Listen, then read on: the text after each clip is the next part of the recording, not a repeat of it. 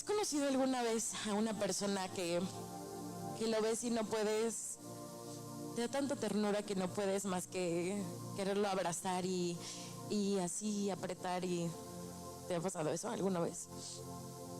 Bueno, yo soy maestra de niños de tercero de primaria, cuarto de primaria, y hay niños que no puedo resistirme y les tengo que agarrar los cachetes y les tengo que dar besos y los tengo que apretar porque son demasiado adorables.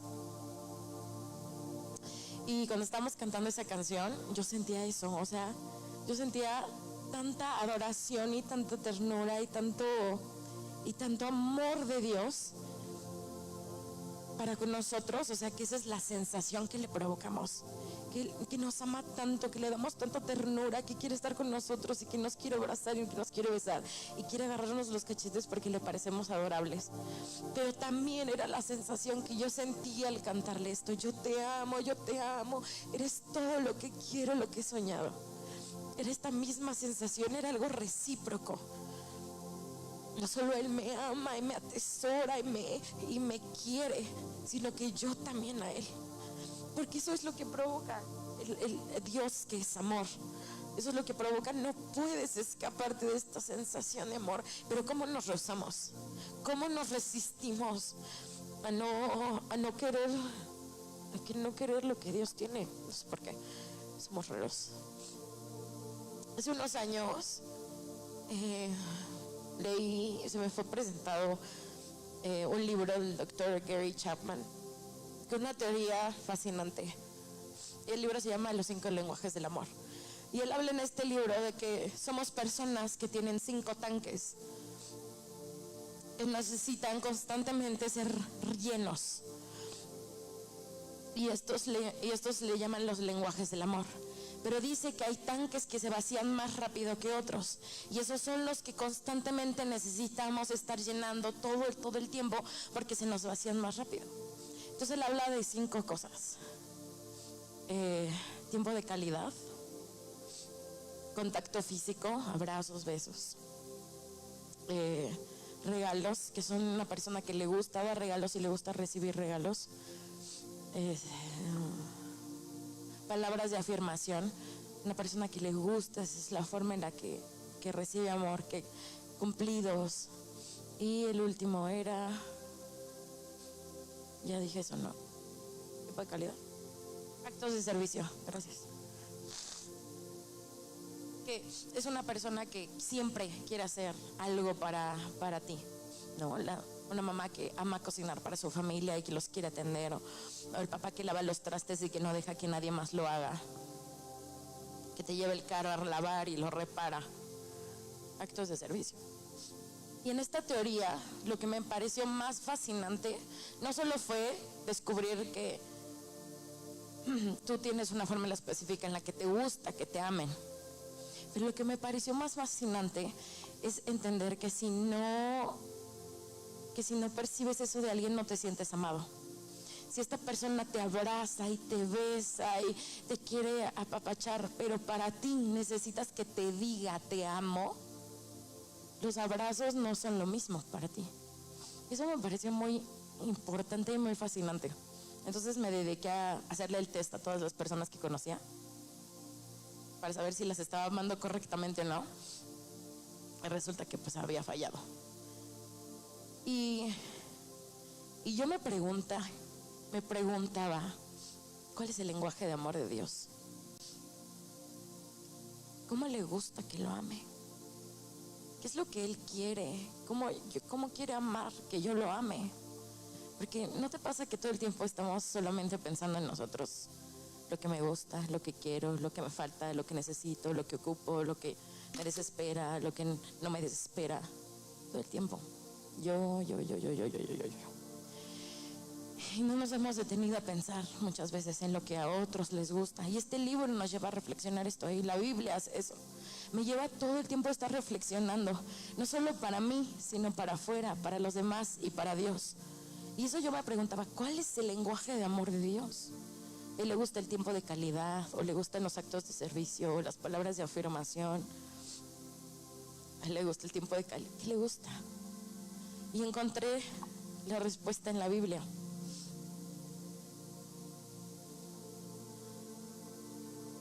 Bueno, lo que yo creo que es la respuesta, ¿verdad? Cada quien. A ver, interprételo. El Salmo 22:3 dice: pero tú eres santo y te sientas en tu trono y habitas en la alabanza de Israel. Y ese versículo para mí me dice todo lo que necesito. El lugar en donde Él quiere estar, y se ha entronado y ha decidido reinar desde ese lugar, habitar desde ese lugar, poseer ese lugar, son las alabanzas de tu trono, de tu pueblo.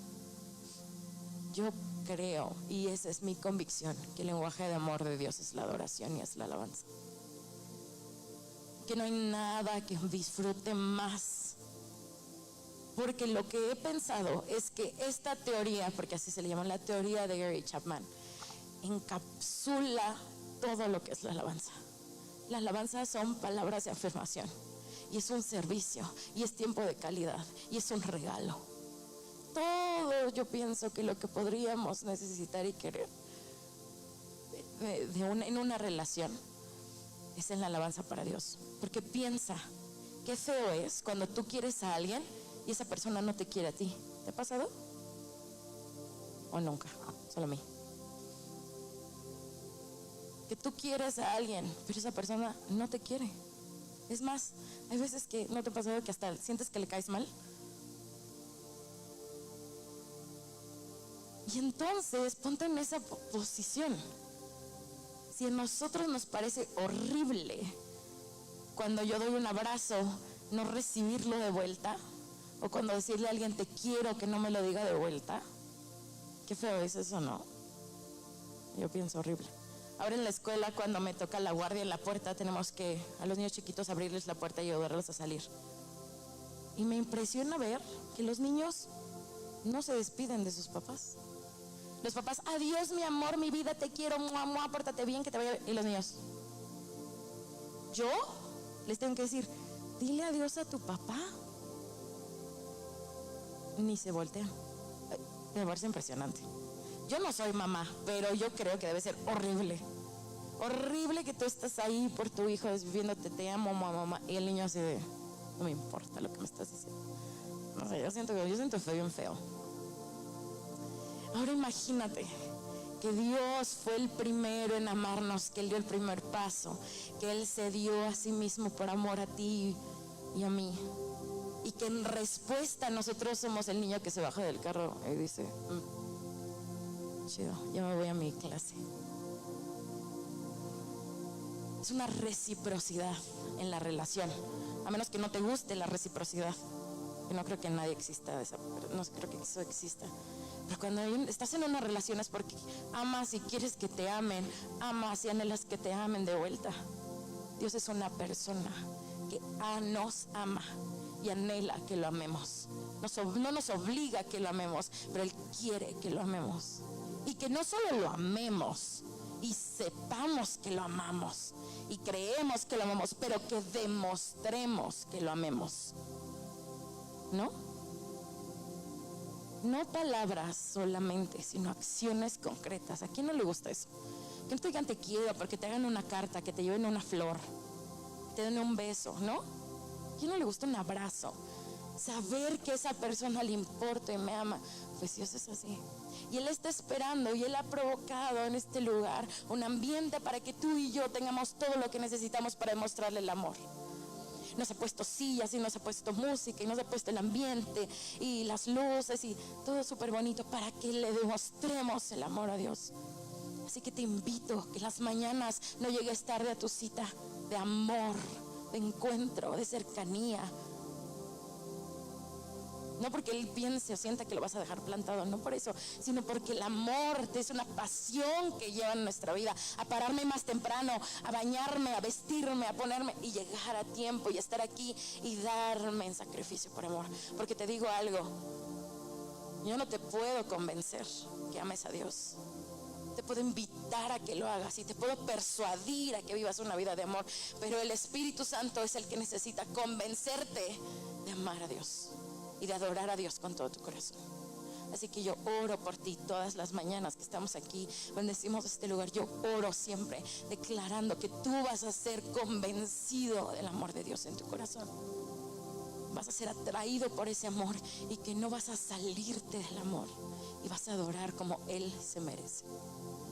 Un amor genuino y real, que es recíproco, es verdadero y es profundo.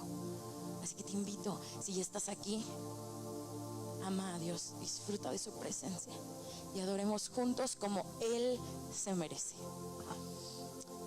Gracias, Jesús. Te invito a que nos pongamos de pie y acompáñame a hacer esta oración por nosotros. Gracias, Espíritu Santo, porque sabemos la teoría. Tú nos amaste y enviaste a tu Hijo por amor a nosotros. Lo sabemos y lo hemos leído. Nos lo han dicho y nos lo han contado. Oh Jesús, pero que esta sea la temporada de mi vida en donde me enamoro de ti como nunca antes. Y que no, ¿cómo se dice? Como dejo de amarte o me desenamoro, sino que peleo todos los días y decido amar tu corazón, porque eres bueno, porque has sido bueno.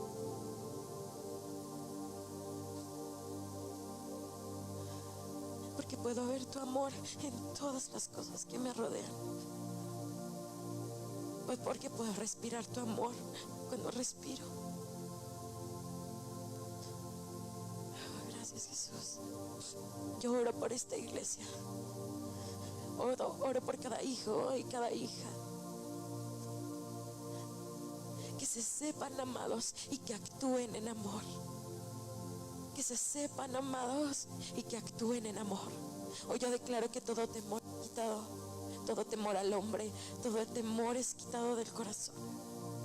Y que vivimos para amarte y adorarte, Jesús. Que no importa qué, nada me estorba en mi camino para amarte y demostrarte mi amor. Gracias, Jesús. Te exaltamos esta mañana y te adoramos con todo nuestro corazón. En el nombre de Jesús. Amén. Quisiera seguírsela en este mood, en este sentir. Así es de que vamos a adorar a Dios ahora de otra manera, y es con nuestros diezmos y nuestras ofrendas. Y yo te pido que en este mismo sentir y en esta atmósfera que hay de adoración, entendamos que Él es lo único y lo más importante, y que hoy es un día donde Él nos convoca para que estemos juntos, porque nuestra relación con Dios es íntima, es personal y es profunda. Puede estar en nuestros hogares, en nuestros negocios, en nuestra oficina, en el lugar donde tú te encuentres con Dios, en el carro. Pero el día de hoy es un día donde Él nos llama a estar juntos, para adorarle juntos como una familia, como a sentarnos a la mesa en una celebración para estar aquí y adorarle. Y parte de la adoración es también dar. Así es de que, Padre, en el nombre de Jesús, hoy yo bendigo los negocios de cada uno de tus hijos. Bendigo, Señor, las finanzas. Bendigo todas sus posesiones, Señor. Y yo hoy creo, Señor, que aquellos que hemos entendido de tu mano, Señor, el venir y darte a ti lo que te corresponde, como dice tu palabra en el Antiguo y en el Nuevo Testamento, Señor, sobre el diezmo. Yo declaro, Señor, que hay una bendición sobrenatural cayendo el día de hoy. Porque cuando somos obedientes, cuando nos paramos en el lugar correcto, Señor, suceden las cosas extraordinarias. Y queremos ser obedientes hoy. Así es de que hoy traemos, Señor, y como dice tu palabra, con alegría de corazón Señor, nuestro diezmo y nuestra ofrenda en el nombre poderoso de Jesús.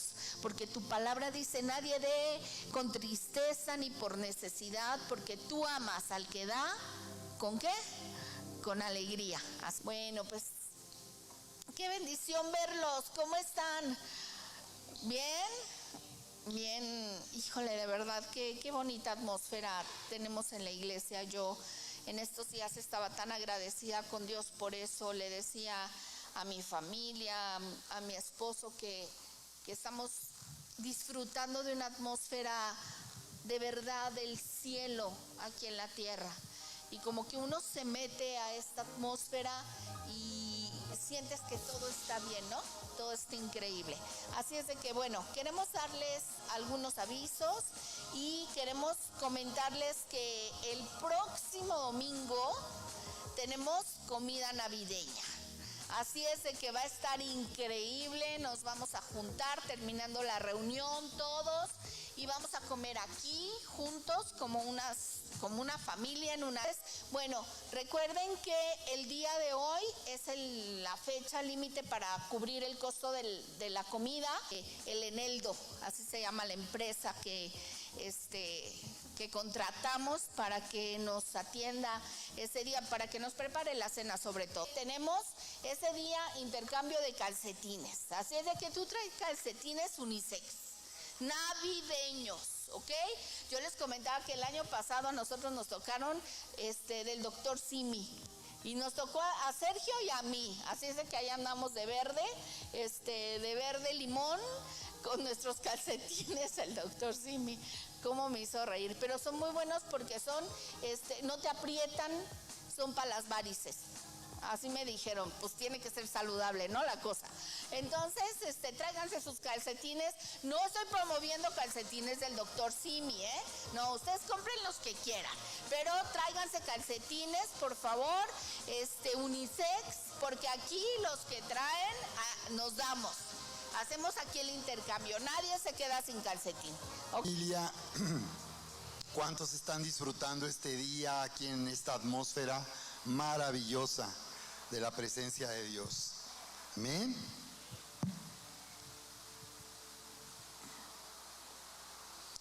Muy bien, estaba recordando ahí de dos niños que como venía ya la Navidad y el fin de año, pues estaban platicando de qué iban a pedir de regalo. Y le pregunta uno a su amiguito, ¿tú qué vas a pedir? Y dice, yo voy a pedir una bicicleta. ¿Y tú? Y dice, yo voy a pedir un Tampax. Le dijo, yo voy a pedir un Tampax. Y dice, ¿un Tampax? ¿Qué es un Tampax? Y dice, no lo sé, pero en la televisión dicen que puedes ir a la playa todos los días, correr en bicicleta, subir a caballo, bailar, ir a la discoteca, hacer todo lo que quieras sin que nadie se dé cuenta. Estaría bien, ¿no? Que voy a compartir el día de hoy le he llamado Elige hacer bien a tu familia. Dilo conmigo, elige hacer bien a tu familia. Díselo a alguien que tenga cerca de ti. Elige hacer bien a tu familia. ¿De qué estamos hablando? Porque esto pues lo damos por supuesto, consideramos que esto ni es necesario que se pueda decir, pero la verdad es que no es suficiente, aún en esta temporada donde se acostumbra a reunirse mucho en familia por la Navidad y fin de año, y no es suficiente ni para los que tienen oportunidad en casa de estar todo el tiempo juntos, ni siquiera eso es suficiente para que nosotros en esta temporada y en nuestra manera de vivir hagamos bien a nuestra familia. ¿Y en qué consiste hacer bien a nuestra familia? Consiste en liberar el poder y la promesa de salvación que Dios nos ha dado en nuestra manera de vivir. En nuestra manera de vivir, quien sea, padres o hijos, quien sea, al relacionarnos en la familia, al comunicarse. cuando nosotros liberamos el poder de nuestra salvación y la promesa de nuestra salvación, vamos a hacer toda clase de bien a nuestra familia y a todos los que nos conocen. La familia tiene un lugar trascendental en las grandes historias de la Biblia. Dios es un Dios de familia. Comenzando con la creación, ¿recuerdan? Comenzando con la creación, para cumplir sus grandes propósitos, porque dice la Biblia que Él nos creó a su imagen y a su semejanza para gobernar de parte de Dios, manifestando su gloria. Estos mismos propósitos se cumplen en nuestra propia vida personal, en la sociedad en que vivimos, en las naciones y para toda la humanidad. La Escritura nos dice ahí en Génesis capítulo 1, ¿recuerdan? Verso 26 al 28, aquí en la creación nos podemos dar cuenta de esto. Dice, entonces dijo Dios, hagamos al hombre a nuestra imagen, conforme a nuestra semejanza, y señoreen en los peces del mar, en las aves de los cielos, en las bestias, en toda la tierra y en todo animal que se arrastra sobre la tierra. Y creó Dios al hombre a su imagen. A imagen de Dios lo creó, varón y hembra los creó. Y mira lo que dice a continuación, una vez que Dios da a conocer su plan de crear al hombre, no solo al hombre, sino dice como hombre y mujer, varón y hembra, hablando de identidad sexual, hablando de género. Y dice, verso 28, y los bendijo Dios y les dijo, fructifiquen, multiplíquense y llenen la tierra.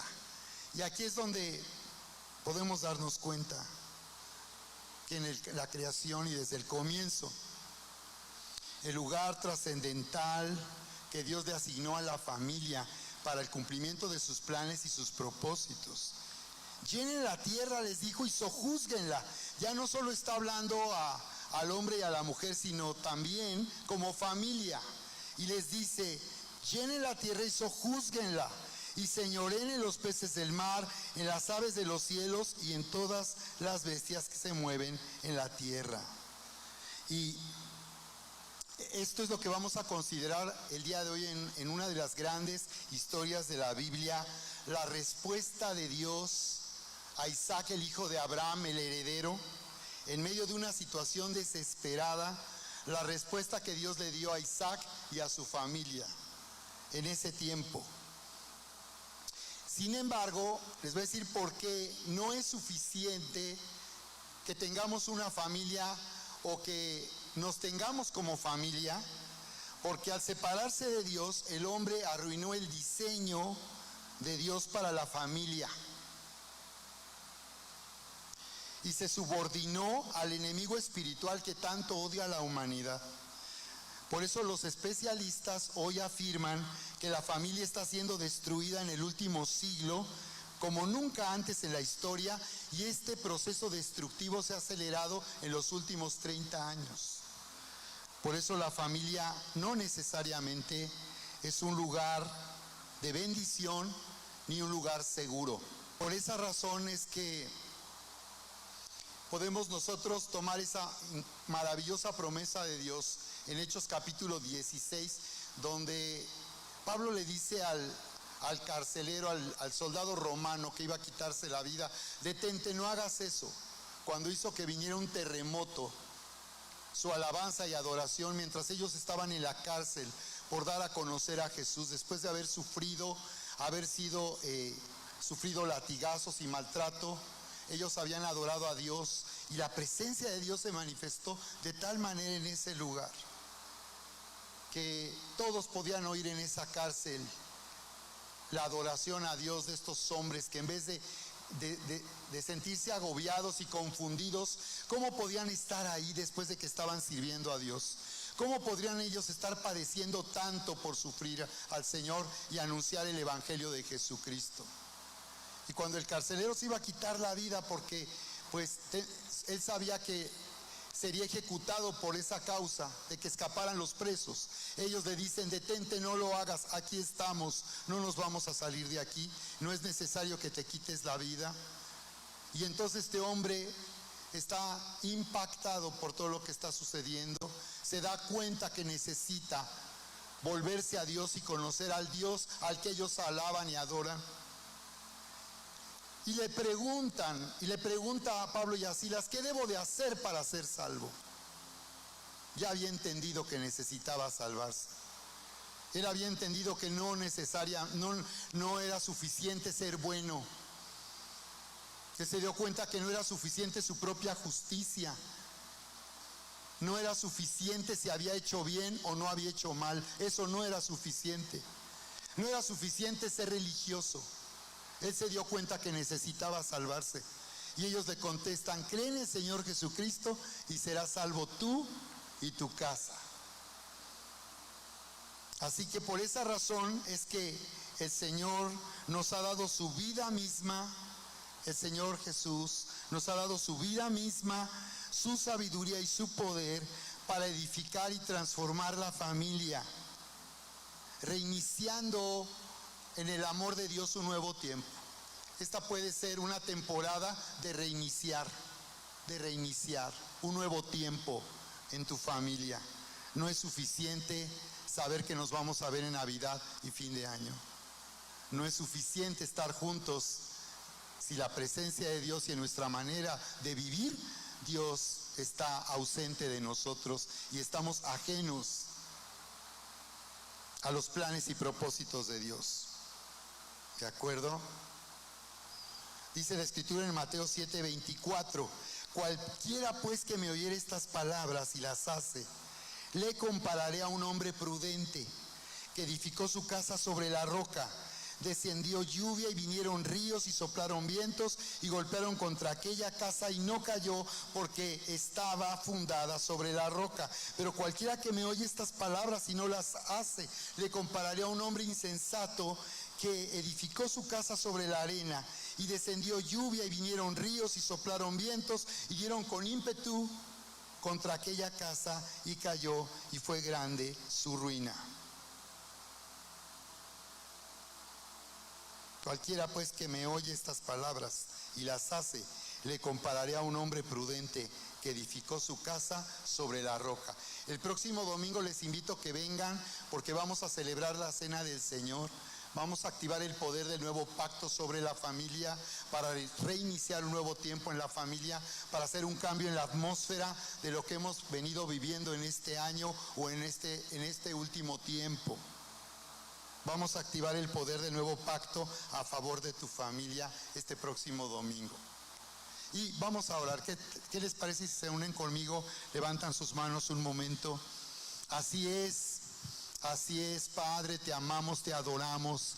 Qué día tan maravilloso. Qué maravilloso estar aquí en tu casa, Señor, para sentirnos abrazados por tu presencia, consolados, fortalecidos. En medio de toda circunstancia, te amamos y te adoramos y te damos muchas gracias, Señor, que tú vienes hablando a nuestra vida, a tu corazón. Gracias por la palabra que tú vienes hablando ahora, Señor. Tu palabra que tiene la habilidad de renovar nuestra mente, de sanar nuestro corazón y capacitarnos, Señor, para hacer bien a nuestra familia y reiniciar un nuevo tiempo con el amor de Dios, con una atmósfera de tu presencia, de tu gloria y de tu poder. Levanta tu mano y di: en el nombre de Jesús, en este día recibo tu poderosa palabra, creyendo que yo soy quien tu palabra dice que soy, que tengo lo que tu palabra dice que tengo y que puedo hacer lo que tu palabra dice que puedo hacer. Está hecho en el nombre poderoso de Cristo Jesús. Dale fuerte el aplauso al Señor en alabanza y adoración. Amén. Y wow, qué maravillosa palabra recibimos en Intro 10. Me conmovió muchísimo cómo Vania está hablando como una líder de alabanza y de adoración, hablando a nuestro corazón de esta manera del amor de Dios. Y me hacía pensar lo que decía, cuando dice la palabra que le amamos a Dios porque Él nos amó primero. Le amamos a Dios porque Él nos amó primero. Y esto quiere decir que nosotros en realidad no tenemos nada que darle a Dios, pero si permanecemos en el amor de Dios, si permanecemos unidos al amor de Dios, tendremos entonces la devoción y el temor para adorarle y para amarle porque Él es digno. Pero ese es el resultado de personas que permanecen unidas. Y eso es lo que hace la diferencia en la vida de cada uno de nosotros, si estamos viviendo en un estilo de vida adorando a Dios y poniendo a Dios primero, o es una opción más de tantas cosas que consideramos que hay que hacer. Y bien, acompáñame allá a Génesis 26, donde vamos a ver la respuesta poderosa de Dios a la situación desesperada de Isaac en un tiempo de terrible hambre sobre la tierra. Isaac, el hijo de Abraham, su heredero. Acompáñame a ver en esta, una de las grandes historias de la Biblia, cómo es que la familia, Dios le ha asignado un lugar trascendental para que Él pueda cumplir sus grandes propósitos y pueda hacer que su voluntad finalmente se cumpla en la tierra. Porque dice Isaías 46, que el consejo de Dios permanecerá y Él hará todo lo que quiere. Así que el plan de Dios no fracasa ni puede ser destruido, aún a pesar de la humanidad. Pero finalmente Dios hará lo que Él quiere, dice, y lo va a hacer a través de nosotros. Por esa razón es que llamó a un hombre llamado Abraham, como sabemos, y Abraham tuvo un hijo llamado Isaac. Dios llamó a Abraham para dar comienzo a la salvación de todo el mundo. Y le dijo ahí en Génesis capítulo 12, verso 1 y 2, dice, pero Dios le había dicho a Abraham, deja tu tierra y tu parentela, ve a la tierra que te mostraré, y yo te bendeciré, y yo te haré que tú seas una bendición para todas las familias de la tierra. Dios estaba anunciando el cumplimiento de esa profecía de Génesis 3, donde Dios estaba anunciando que a pesar de que la mujer había sido engañada por la serpiente y le había entregado a la serpiente que le engañó la autoridad que Dios les había dado sobre la creación, Dios iba a hacer que de esa mujer viniera una simiente, una descendencia que estaría en contra de la serpiente.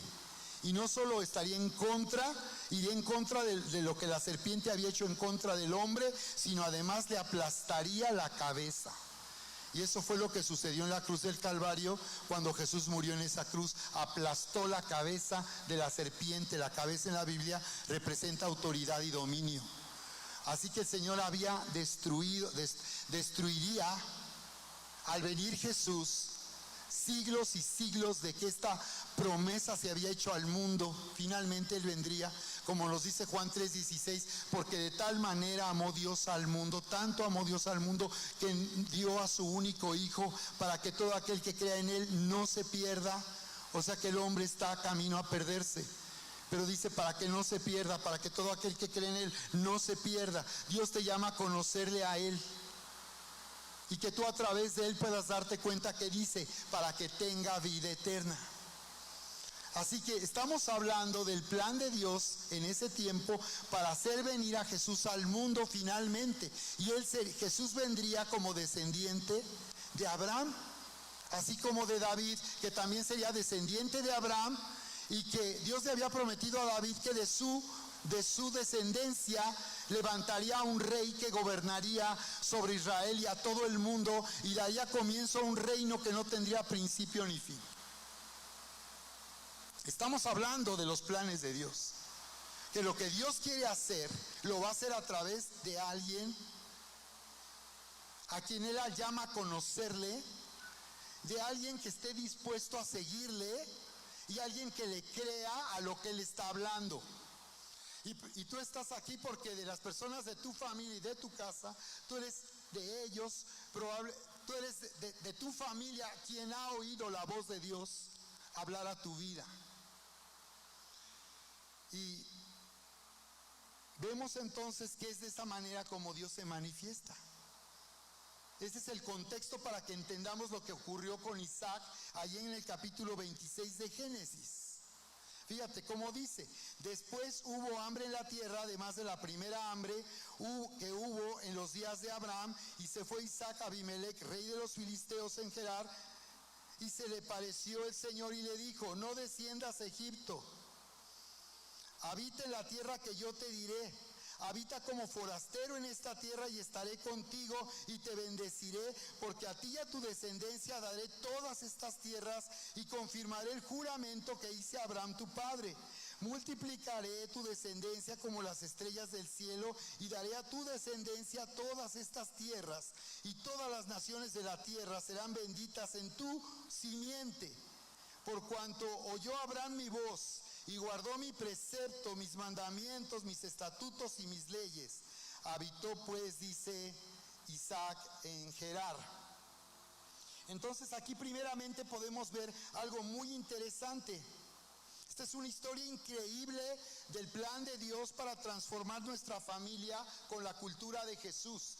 Nosotros necesitamos reconocer que necesitamos que nuestra vida en familia sea transformada. Que amarnos en familia no es suficiente. Que muchas veces, aunque conocemos al Señor y hemos oído su palabra, en algunos casos quizás por tanto tiempo, muchas veces nuestra manera de vivir, nuestra manera de relacionarnos, nuestra manera de comunicarnos no está de acuerdo a la cultura de Jesús. Muchas veces seguimos viviendo de acuerdo a lo que nosotros recibimos en la casa de nuestros padres, que muchas veces fue, como dice la palabra, algo de lo cual teníamos que ser rescatados. Primera de Pedro 1:18 dice: sabiendo que fuisteis rescatados de vuestra vana manera de vivir, la cual recibisteis de vuestros padres. Muchas veces nosotros muchas veces en la iglesia ponemos a la familia tan alto, que aún la ponemos por encima de Dios. Y la familia no está por encima de Dios. No es más importante la familia que tu relación con Dios mismo. Porque si tú estás viviendo y disfrutando una relación personal con Dios, y tú estás viviendo en el amor de Dios, en verdad vas a tener la capacidad de amar verdaderamente y hacer bien a tu familia. Por eso no puede estar la familia antes. Mateo 10:37. El que ama a padre o a madre más que a mí, no es digno de mí. El que ama a hijo o a hija más que a mí, no es digno de mí. Y muchos insisten en poner primero a su familia y antes a su familia que a Dios mismo.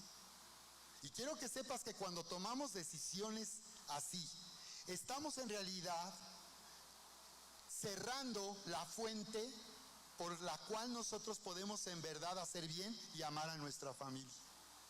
Por eso es que muchos están entendiendo las prioridades de poner a Dios primero.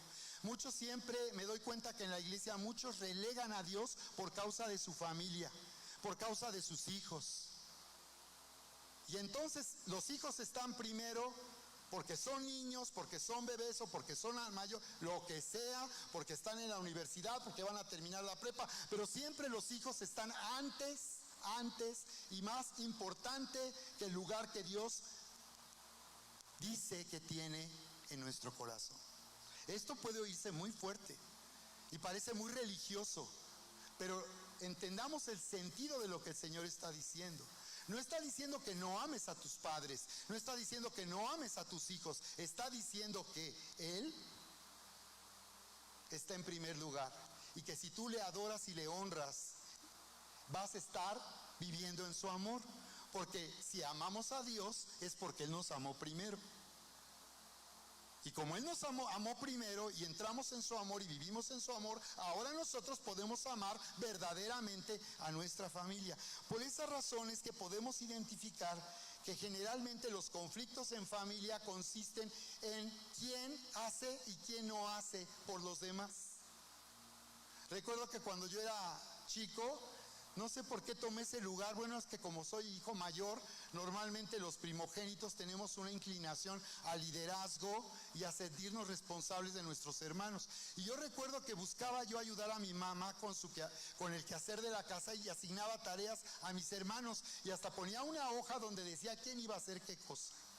Y recuerdo que los pleitos en casa era porque tú no haces, yo siempre hago, porque entonces damos por hecho que la familia debe ser un lugar donde a nosotros se nos complazca, donde a nosotros se haga lo que yo quiero. Y entonces me doy cuenta que muchas veces nuestros hijos pueden estarnos moviendo en lo que ellos quieren y desean. Aún niños pueden decir a qué iglesia ir, porque resulta que el niño sabe ¿dónde Dios quiere que esté su familia? Esta historia de Isaac es increíble porque si tú ves aquí primeramente, encontramos para empezar, ¿por qué Isaac siendo heredero de Dios? ¿Por qué Isaac siendo el hombre y su familia a través de la cual Dios iba a hacer venir al Mesías de Israel, al Cristo? ¿Por qué estaría en graves problemas en el lugar donde Dios quería que él estuviera? Dice la palabra que vino hambre a la tierra donde estaba Isaac, la tierra donde Dios le llamó a su padre Abraham, y que antes había habido una primera hambre con Abraham. Y dice que había hambre en la tierra. ¿Por qué había hambre si ellos tenían las promesas de Dios? Ellos estaban llamados por Dios. Esto quiere decir que nosotros, a pesar de tener al Señor en nuestra vida, no significa que no tengamos que pasar por dificultades. El Señor Jesús nos advirtió, en este mundo tendrán aflicción. Nos lo profetizó y nos dijo, eso es un hecho, ustedes en este mundo tendrán aflicción, mas confíen, dijo el Señor, yo he vencido al mundo. Y luego dice, esta es la victoria que vence al mundo, dice, nuestra fe.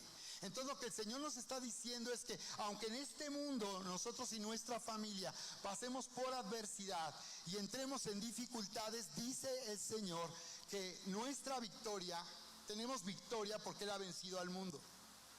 A pesar de las circunstancias que están amenazando a nuestra familia o lastiman a nuestra familia, dice que nuestra fe vence al mundo.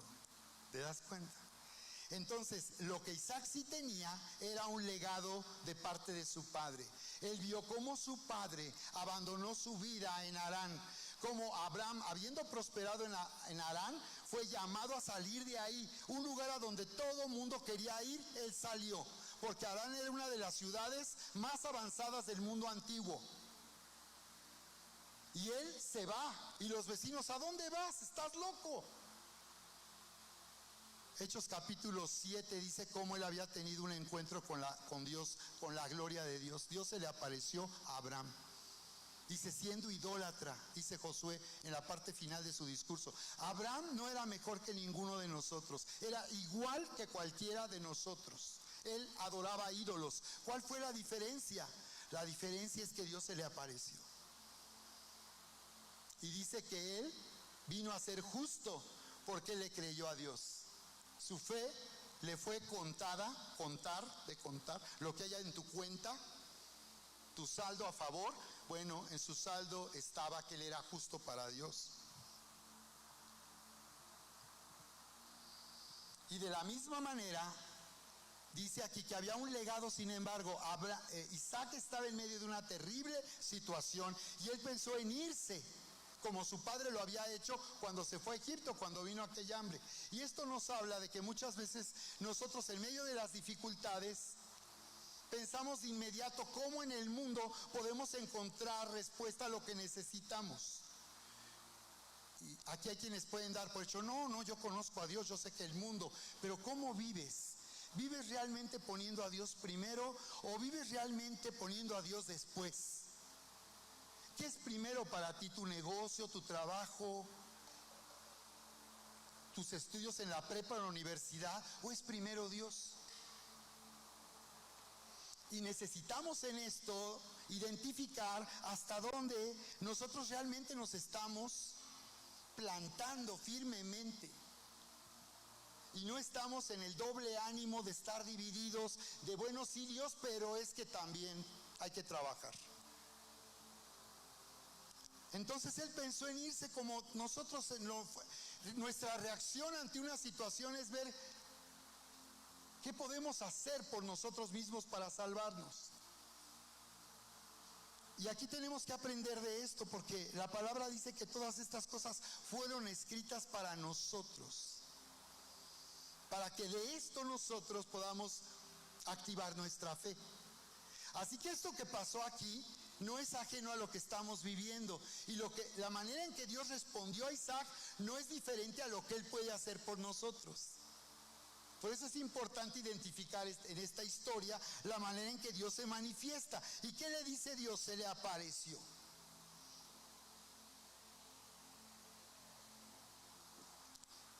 En algunas ocasiones les he comentado que en un tiempo de mayor quebrantamiento en mi vida, de mayor aflicción, donde estábamos padeciendo tanto en mi casa, bueno, mis hijas aún estaban muy pequeñas, pero yo estaba clamando a Dios en esa sala de rodillas y diciendo, ¿dónde estás, Señor?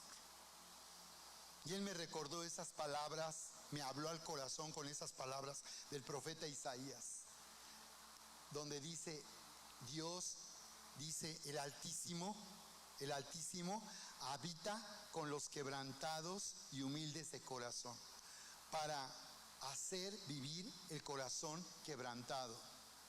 Y es como si me hubieran quitado una venda de los ojos y pude darme cuenta que en medio de esa aflicción Dios estaba conmigo. Y comencé a llorar quebrantado, comencé a sentir su amor, y entonces me di cuenta que Él me estaba diciendo, yo estoy aquí contigo. Y en cuanto yo me di cuenta que Él estaba ahí conmigo, desapareció la aflicción, el temor y el dolor. Y empecé a sentirme amado por Dios. Me di cuenta que siempre había estado ahí. Yo no le había visto, no le había reconocido, reconocer, de volver a conocer. No le había visto en medio de lo que yo estaba viviendo. Así que levanta tus manos, porque el Señor quiere abrir nuestros ojos en medio de lo que estamos viviendo. Él no desea que tú y tu familia estén afligidos en esta temporada. Él desea que tú y tu familia estemos consolados y fortalecidos en esta temporada y vivamos seguros y confiados que el Señor está aquí, porque Él habita con los quebrantados de corazón. Amén. Dale un fuerte aplauso al Señor en alabanza y adoración. Amén. Dice, habita el Altísimo. ¿Por qué le llama Altísimo? Porque está diciendo, Dios está por encima de los cielos, de los cielos, de los cielos. Está tan alto, Él es el Altísimo. Está sobre todo el universo y sobre todo lo que existe. Por encima de todo, Él es el Altísimo. Pero el Altísimo viene desde lo más alto para habitar, para permanecer y quedarse con los quebrantados de corazón. Si hay un momento en que le podemos abrir la puerta para que su presencia podamos sentirla en nuestra vida, es cuando más afligidos, agobiados y preocupados estamos de nuestra situación y de nuestra familia. Este es uno de los lugares favoritos. ¿Quieren saber cuál es el otro lugar favorito de Jesús? Este es un lugar donde le gusta venir y le gusta quedarse. No es como cuando visitas a alguien enfermo en el hospital, que llegas y no sé por qué pasa en los hospitales, pero ya nada más saludas y te quieres ir. Qué extraño. Pero Dios viene, el Señor viene y se queda en tu sufrimiento, en tu aflicción y en tu dolor. Con razón, 2 Corintios 1 y 2 dice que Él es el Padre de misericordia y el Dios de toda consolación. Él es el Padre que se compadece, como Vania se quebrantaba al sentir el amor de Dios por nosotros en este tiempo de adoración. Hacía tiempo que yo no me sentía quebrantado por el amor de Dios, y eso me preocupó. A veces también nosotros como pastores nos podemos afanar también, estar nuestra atención en todo lo que queremos hacer para que avance la obra de Dios, que podemos aún en esa situación sirviendo, podemos dejar de permanecer en el amor de Dios. Y saben, me volví a Dios de esa forma, y cada vez que yo constantemente tomo un momento para, no crean que me la paso horas y horas, porque han de creer que el pastor, pues como él está nada más dedicado al Señor, pues él sí tiene tiempo. No, había momentos en que también yo descuidaba hasta cosas de mi casa, y como que me di cuenta, bueno, pues también tengo que resolver asuntos que tengo pendientes de la casa. Pero la verdad es que no es así.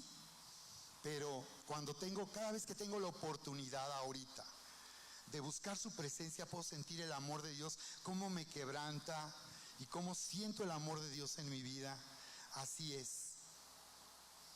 Así que abre la puerta el día de hoy para que tus ojos se abran y puedas sentir el amor del Padre, su maravillosa presencia rodeándote, abrazándote, consolándote. Estaba yo en la mañana cuando inició orando el Salmo 118. Está hablando de la misericordia de Dios. Ora la iglesia que para siempre es su misericordia. Diga ahora la iglesia, dilo conmigo, para siempre es su misericordia. Dilo conmigo, para siempre es su misericordia. Quizás cuando oyes esto ni lo entiendes ni lo crees, por eso no lo puedes ni decir. Pero lo que está escrito aquí es que Dios tiene compasión de nosotros siempre. Siempre, aún antes de que vengamos a Él clamando, Él ya ha tenido compasión y tiene un amor lleno de ternura. Dice que Él es como un padre que se compadece de sus hijos, porque a los papás nos duelen nuestros hijos. Cuando nuestros hijos no tienen algo, cuando necesitan algo, cuando ellos están sufriendo por algo, yo puedo soportar muchas cosas, pero cuando lastiman a mi hijo, ahí sí me levanto como un oso, como una osa. ¿Sí o no? Y dice que diga ahora a la iglesia que para siempre es su misericordia. Diga ahora a los que le sirven al Señor, los siervos, los que le sirven, que para siempre es su misericordia. Digan ahora a los que le temen. Habla del temor de Dios, que no es tenerle miedo a Dios. Temor es tener reverencia, tratarlo como Él es digno. Y eso significa, yo estoy a tiempo. ¿Llegarías tarde a una cita para una entrevista de trabajo, para una propuesta de negocios? ¿Llegarías media hora después? Por lo que sea, ¿verdad que ahí no llegamos tarde? ¿Por qué? Porque estamos tratando con honor un compromiso. Entonces necesitamos restaurar eso en nuestro corazón, porque eso hará que nos sintamos amados por Dios. Si le adoramos y lo tratamos como Él es digno, nos sentiremos amados porque estamos conectados y unidos al amor del Padre. Y es lo que dice aquí, que para siempre es su misericordia. Y aún la palabra misericordia se refiere a que Él hace bien aunque nosotros hagamos mal. Se puede decir que hay dos clases de hijos de Dios aquí: los que viven de la misericordia y los que viven de la gracia. Esa es la diferencia. Los que viven de la misericordia viven constantemente con una mala conciencia, sintiéndose mal porque saben que Dios les ha dicho que hagan esto y hagan aquello y no lo hacen. Y a pesar de que saben que no han obedecido y no han sido fieles, saben que Dios los sigue amando. Aunque hay lugares a donde vas a ir y te van a condenar por eso. Aquí no. Normalmente, por eso en las iglesias se le condena a la gente. Pero esa es la misericordia de Dios, que aunque yo he fallado, no he sido fiel, dice ahí en Timoteo, tú permaneces fiel aunque nosotros no somos fieles. Dios nos ama verdaderamente, no de acuerdo a lo que hacemos o no hacemos. Él nos ama porque ha decidido amarnos con amor eterno. Y como te amé con amor eterno, dice el profeta, por lo tanto te prolongué mi misericordia. Entonces del amor viene la misericordia. y los que viven de la gracia. O sea, que están esforzándose por permanecer unidos, están esforzándose por estar unidos, están esforzándose por ser fieles, por servir a Dios, por honrarle con los diezmos, con las ofrendas, pero no es por eso que lo hacen, sino porque viven en la gracia. Hacen todo eso porque viven en el amor de Dios, y el amor de Dios produce ese fruto. Nos volvemos como Dios. Porque así como Dios dio a su Hijo único, dio lo más precioso. Cuando vivimos en la gracia acabamos dando todo nuestra vida. Porque Él ha hecho arder nuestro corazón con un fuego que no se apaga. Y esa es la pasión de Dios.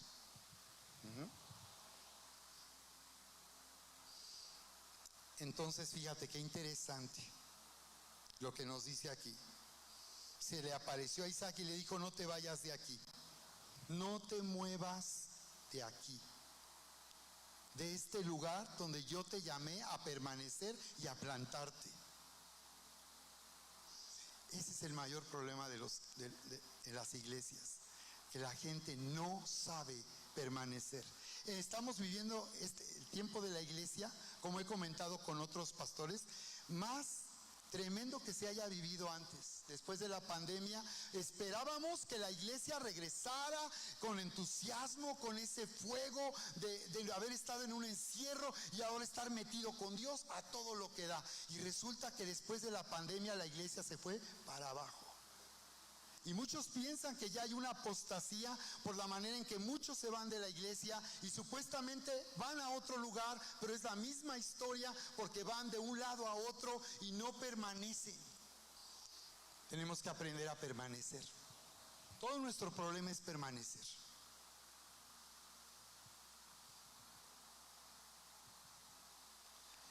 Y aún permanecer significa esforzarse muchas veces. Dice la palabra que nos esforcemos en la gracia.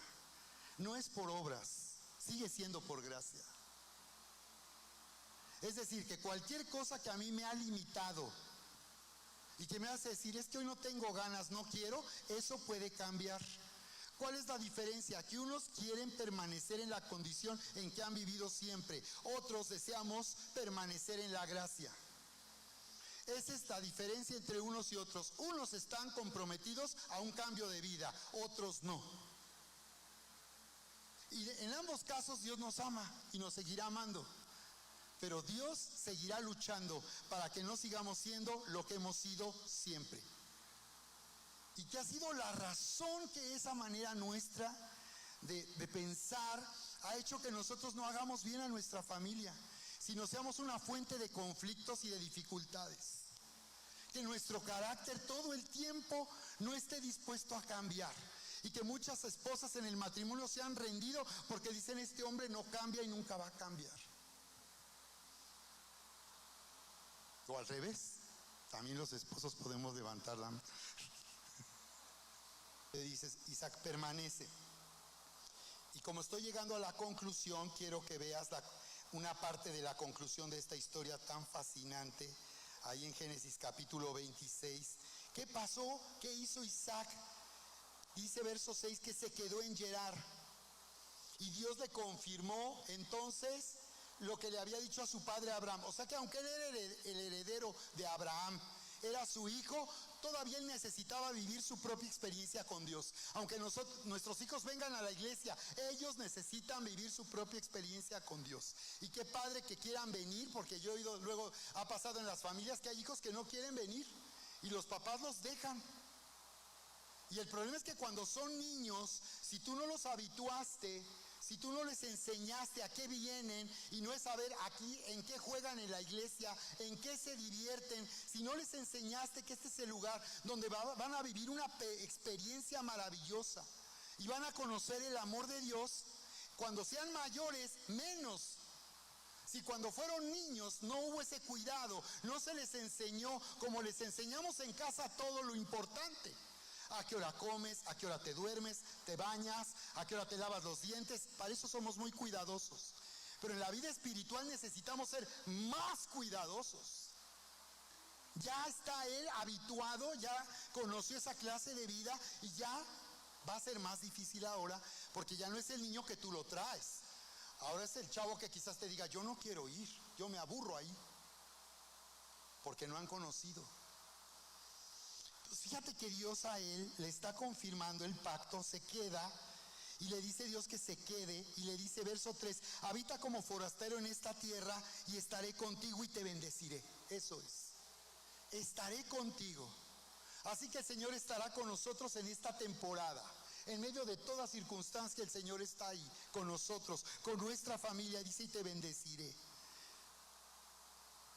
Él dice, yo estaré contigo, pero ¿tú quieres estar con Él? Ese es el problema en las iglesias. Dios quiere estar contigo, pero muchos no quieren estar. Nada más lo necesario.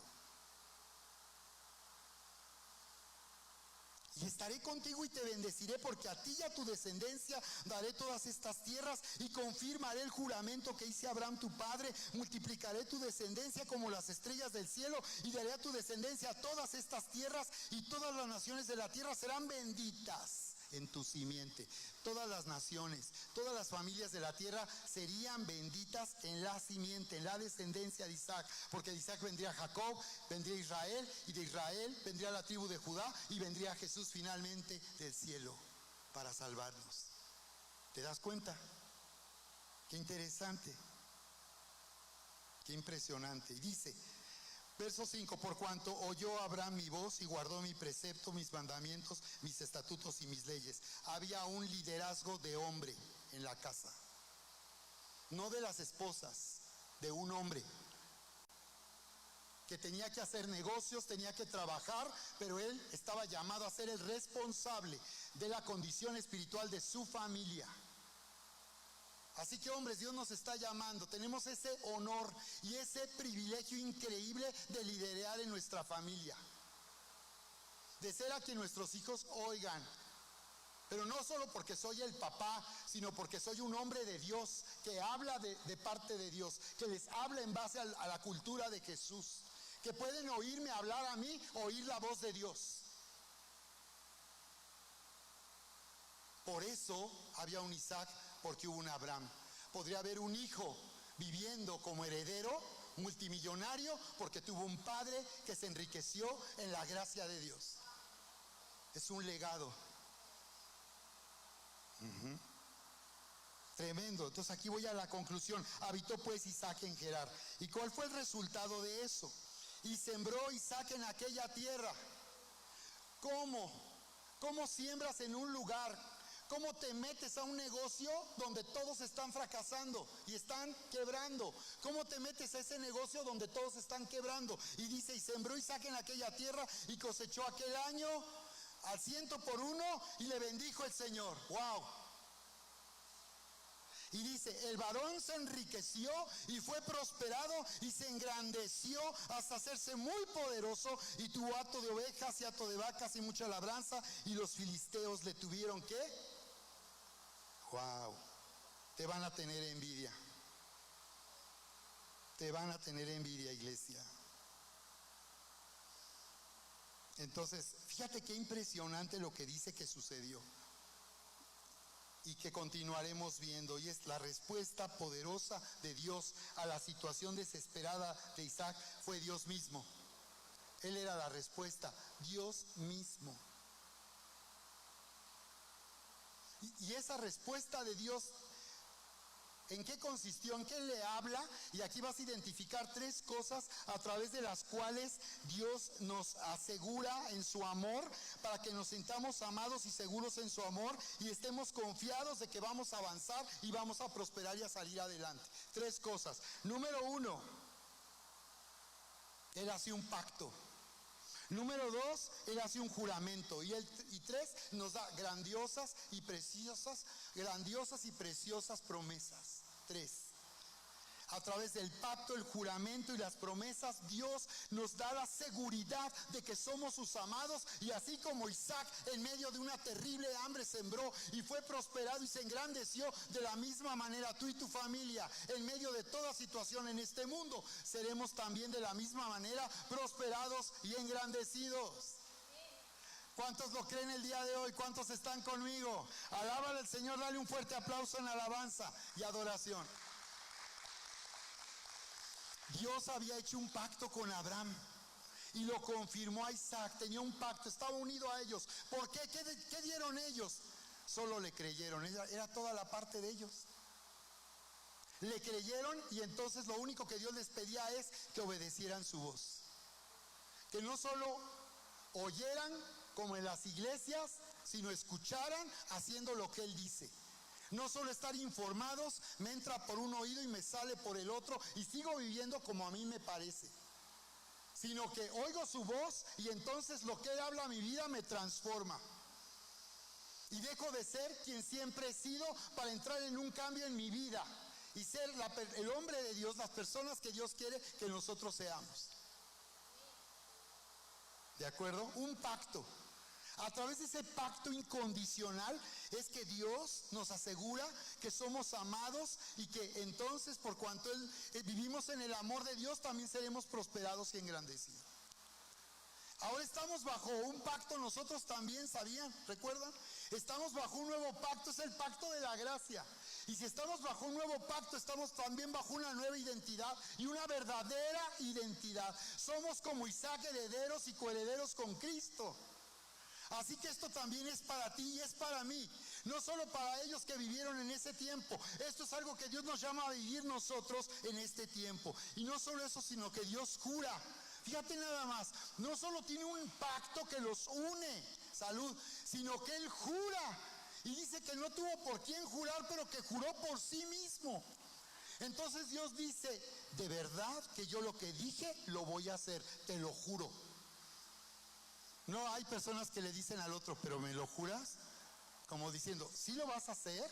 ¿Es verdad lo que me dices? Y Dios te dice, iglesia, te lo juro, que te amo, que te voy a hacer bien, te voy a bendecir, te voy a prosperar y te voy a engrandecer.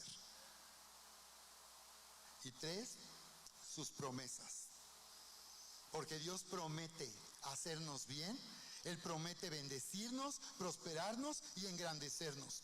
Y 2 Corintios 1:20 dice que en Cristo Jesús todas las promesas de Dios son sí y son amén. Lo cual quiere decir que todas las promesas que hay, tú tienes un derecho legal a vivir el cumplimiento de cualquier promesa que tú encuentres, porque es algo que Dios te ha dado y que se va a cumplir por causa de Cristo Jesús. Por eso que Isaac no había de otra, o prosperaba, no había de otra, familia. ¿De acuerdo? Esa es la clave. No había de otra, o prosperaba. Conclusión, Dios nos llama como a ellos a salir de nuestra vieja cultura tradicional y hacer de nuestra familia un lugar donde Dios se manifieste. No la cultura en donde hemos vivido, la que aún recibimos de nuestros padres, otra cultura. Dice la palabra, retén lo bueno, desecha lo malo. Tienes que aprender a retener solo lo bueno, pero entrar en una nueva cultura, que es la cultura de Jesús, para que de esa manera en nuestra familia se manifieste su amor, su gloria y su poder sobrenatural. Veremos milagros ocurrir en nuestra familia. Dios ha preparado milagros para suceder en nuestra familia. Y número 2, esto que vivió Isaac fue con el propósito de traerle a una verdadera identidad, y es lo que nuestra nueva familia transformada por la atmósfera del amor de Dios, por la cultura de Jesús, nuestra familia está llamada a ser un lugar de honor, de grandeza y de éxito. Isaac no hubiera hecho esta historia sin Abraham.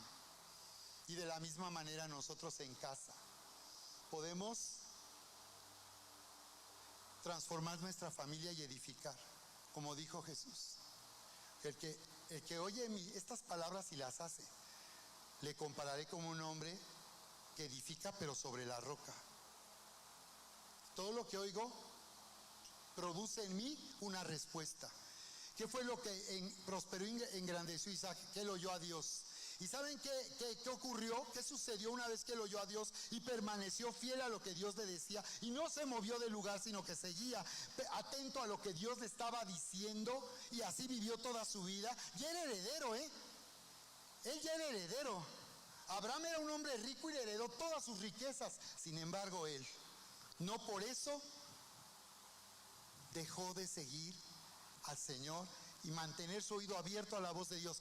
¿Qué sucedió una vez que lo oyó a Dios hablar hacia su vida? Provocó fe, porque la fe viene por el oír y el oír por la palabra de Dios. Y veremos que al oír a Dios, él hizo dos cosas: sembró y cavó pozos. Y eso hizo posible que él fuera un hombre que prosperara de una manera impresionante, como dice ahí la palabra. Y sembró y cosechó al 100 por 1. Y le bendijo el Señor. Y dice que se enriqueció y fue prosperado. La palabra prosperar es la palabra hebrea paratz, que significa romper, explosión, abrir camino. O sea, el problema no es el problema. El problema es cuando nosotros estamos afanados, agobiados, buscando hacer las cosas para salvarnos a nosotros mismos. Pero si dejamos que Dios se manifieste en nuestra vida, si nos volvemos a Dios con todo nuestro corazón, dice que seremos prosperados, se romperá cualquier obstáculo. Y se engrandeció hasta hacerse muy poderoso.